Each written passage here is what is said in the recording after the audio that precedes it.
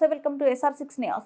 భద్రాద్రి కొత్తగూడెం జిల్లా ఈశ్వరరావుపేట మండలం అసుపాక గ్రామంలో విద్యుత్ షార్ట్ సర్క్యూట్ తో ఇల్లు దగ్ధమైంది. సర్వం కోల్పోయి కట్టుబట్టలతో నిర్వాసితులైన పింగురు రాముల కుటుంబాన్ని సీనియర్ బీఆర్ఎస్ పార్టీ నాయకుడు బిర్రం వెంకటేశ్వరరావు ఆధ్వర్యంలో బాధితుల కుటుంబానికి నిత్యావసర సరుకులు మరియు 50 కేజీల బియ్యం, వంట సామాగ్రి, బట్టలు, దుప్పట్లు, కూరగాయలు అందజేశారు. ఈ బాధిత కుటుంబానికి తెలంగాణ రాష్ట్ర ప్రభుత్వం ఇందిరమ్మ ఇల్లు ఇచ్చి ఆదుకోవాలని కోరారు. ఈ కార్యక్రమంలో బిర్రం వెంకటేశ్వరరావు, కాసాని చంద్రమోహన్, లోకం సాంబశివరావు, నల్లపు రామారావు, ఉప్పల ప్రసాద్, ఉప్పల మురళి, ముస్తఫా, డాక్టర్ బయ్య సత్యనారాయణ, అచ్చె నాగేంద్రరావు, తల్లాడ వెంకటేశ్వరరావు, ఎస్కే అటవల్లి, పాయం దుర్గారావు పాల్గొన్నారు.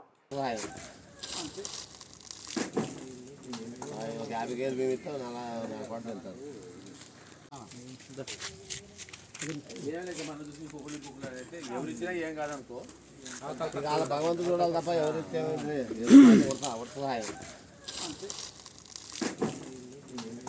50 కేజీలు మేము ఇస్తాం, నా కొట్టు వెళ్తాను.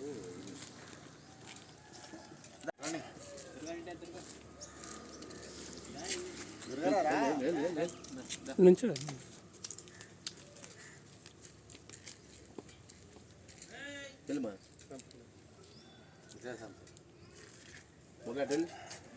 మీరే వెళ్ళండి, మీరే ముందుకు వెళ్ళాలి. వీడియో తీసండి.